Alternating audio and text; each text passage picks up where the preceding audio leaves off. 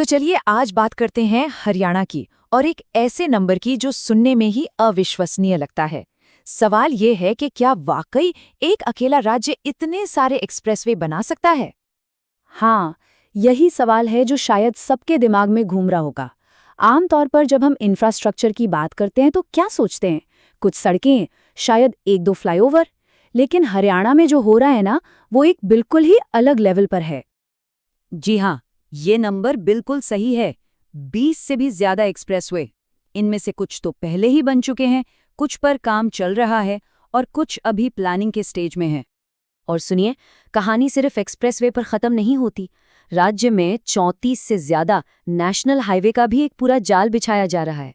तो ये सिर्फ आंकड़े नहीं है, ये उस जबरदस्त बदलाव की निशानी है जो पूरे उत्तर भारत की कनेक्टिविटी को हमेशा के लिए बदलने वाला है। तो ये सब सिर्फ कागजी बातें नहीं हैं, ये जमीन पर उतर चुका है। चलिए सबसे पहले उन प्रोजेक्ट्स को देखते हैं जो ऑलरेडी ऑपरेशनल हैं और लाखों लोगों का सफर आसान बना रहे हैं। ये जो लिस्ट है ना, ये तो बस कुछ मिसालें हैं। जैसे 230 किलोमीटर लंबा अंबाला नारनौल एक्सप्रेसवे, ये राज्य के नॉर्थ और साउथ को जोड़ता है।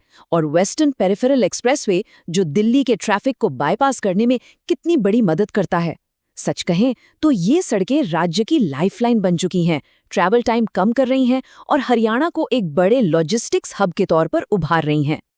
और इसकी विशालता का अंदाजा इससे लगाइए, दिल्ली गुड़गांव एक्सप्रेसवे को ही देख लीजिए।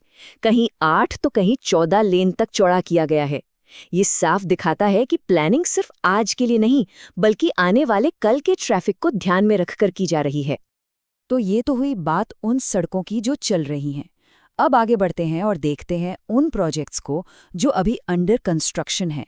ये कल के कनेक्शंस की नींव रख रहे हैं और काम की स्पीड रुकी नहीं है, बल्कि और तेज हो गई है। इस लिस्ट पर नजर डालिए। इसमें सबसे खास है दिल्ली अमृतसर कटरा एक्सप्रेसवे। ये सिर्फ हरियाणा को नहीं, बल्कि पंजाब और जम्मू कश्मीर को भी कनेक्ट करेगा। सोच के देखिए, धार्मिक पर्यटन और बिजनेस के लिए ये कितना बड़ा गेम चेंजर साबित होगा। वैष्णो देवी जाने वाले श्रद्धालुओं के लिए तो सफर में घंटों की बचत हो जाएगी। चलिए पानीपत डबवाली एक्सप्रेसवे को थोड़ा और डिटेल में समझते हैं। ये सिर्फ एक सड़क नहीं है, ये 260 किलोमीटर लंबा 6 लेन का एक्सेस कंट्रोल्ड हाईवे है। और इसमें फ्यूचर प्रूफिंग भी है, आगे जाकर इसे 8 लेन तक बढ़ाया जा सकता है। इसका मुख्य मकसद है NH9 और NH44 जैसे व्यस्त रास्तों पर ट्रैफिक का लोड कम करना, ताकि माल की आवाजाही तेज और आसान हो सके। और सबसे दिलचस्प बात पता है क्या है? ये सिर्फ कंक्रीट और डामर की कहानी नहीं है। इन नए एक्सप्रेसवे में IoT यानी इंटरनेट ऑफ थिंग्स और AI यानी आर्टिफिशियल इंटेलिजेंस जैसी लेटेस्ट टेक्नोलॉजी इस्तेमाल होगी। जरा सोचिए, आपकी कार को आगे के ट्रैफिक जैम के बारे में पहले से ही पता चल जाए और वो खुद ही आपको एक दूसरा रास्ता सुझा दे। बस यही भविष्य इन सड़कों पर बनाया जा रहा है। जो अब तक हमने देखा वो तो बस शुरुआत है। चलिए अब उन प्लान्स पर नजर डालते हैं जो भविष्य का खाका है और सच में बहुत ही महत्वाकांक्षी हैं। ये वो प्रोजेक्ट्स हैं जो अभी प्लानिंग स्टेज में हैं। जरा इन नामों और इनकी लंबाई पर गौर कीजिए। हिसार रेवाड़ी एक्सप्रेसवे 160 किलोमीटर, बाहरी पश्चिमी पेरिफेरल एक्सप्रेसवे 500 किलोमीटर, और फिर आता है सबसे बड़ा नाम जो सब कुछ बदल सकता है, NCR काउंटर मैग्नेट एक्सप्रेसवे। पता है कितना लंबा? 2000 किलोमीटर। ये तो दिल्ली से मुंबई की दूरी से भी ज्यादा है। और ये स्लाइड इस जबरदस्त सोच को बिल्कुल साफ दिखाती है।